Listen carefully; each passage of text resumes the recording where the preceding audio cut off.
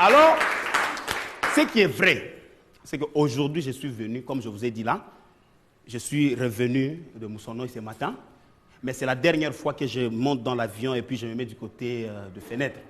Il y a poussière dans l'avion. Ah! Non, franchement, je vous dis. Écoutez, comprenez ça comme vous voulez. La Bible dit, tel homme pense, tel il est. Moi, je pense que j'étais en dehors du pays. À Moussonoï, là, c'est en dehors du pays. Parce qu'il fait froid. Quand j'étais là, je me disais, Dieu me prépare à aller affronter l'hiver en Europe. Ah oui. Ah oui. Et d'ailleurs, là, j'ai dit, s'il vous plaît, je vais prier. Seigneur, ton serviteur est prêt. Amène-moi maintenant. Alors, écoutez, voilà. Je suis revenu. Je n'ai pas eu le temps de préparer une blague. Alors, du coup, je vais donc vous raconter ce que j'ai fait ce matin.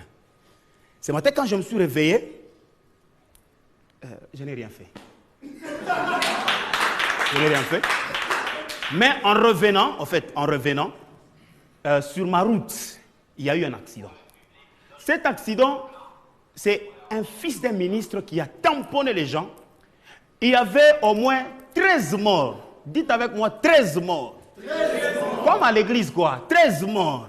13 morts. Dans les morts, là, il y avait les morts nés, il y avait les morts vivants, toujours, mais nombre de combien? 13. Et puis, il y avait 7 blessés.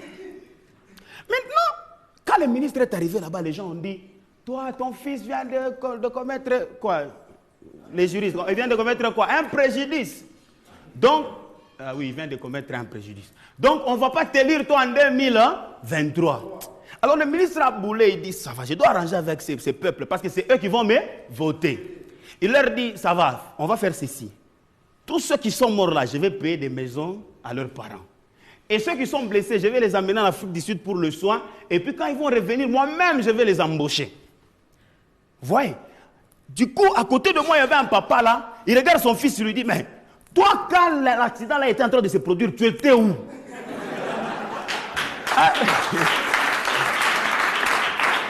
Alors, le fils lui dit, non papa, j'étais là, mais j'ai fui avant que le pire n'arrive. Alors le père lui dit, toi, tu es bête. Tu penses qu'avoir une maison, c'est pire.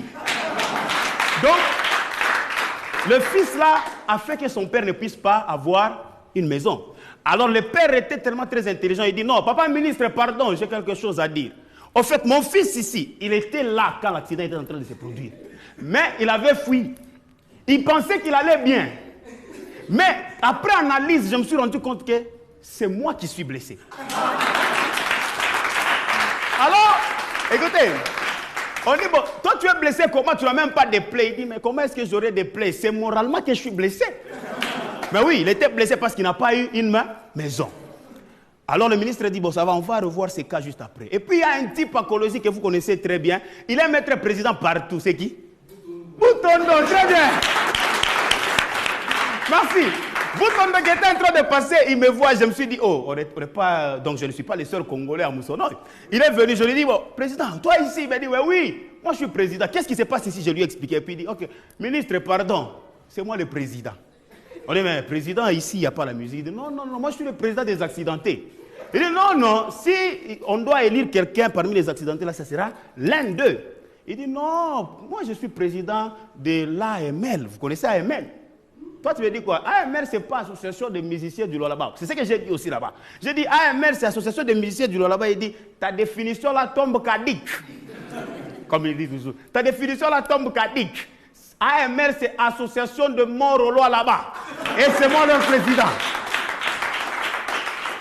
Alors, on a dit, ça va, donc président, toi aussi tu auras quelque chose. Arrivé maintenant au parquet, on voulait interroger les fils là du ministre. Comment est-ce que tu es parvenu à tamponner 20 personnes pour qu'il y ait 7 blessés et 13 morts?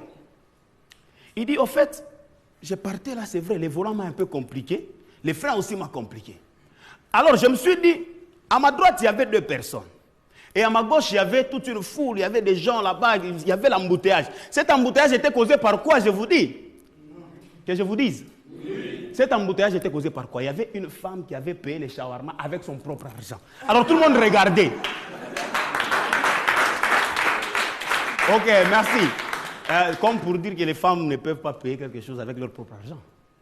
N'est-ce pas? Ah oui. Alors tout le monde l'a regardé. Maintenant, entre nous, à droite, il y a 2 personnes et à gauche, il y a toute une foule. Si les volants vous compliquent, vous irez de quel côté?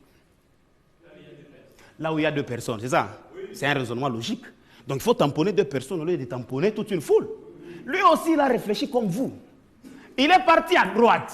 Mais qu'est-ce qui s'est produit? Il a tamponné le premier monsieur. C'est le deuxième là qui a traversé pour aller à droite. Maintenant, à le suivant. C'est là qu'il est parti maintenant tamponner. Non, ça va. Tu as bien prêté, mon frère. Applaudis-toi très fort pour lui. Chaque jour, c'est comme ça. Lui, il me coupe toujours. Vas-y.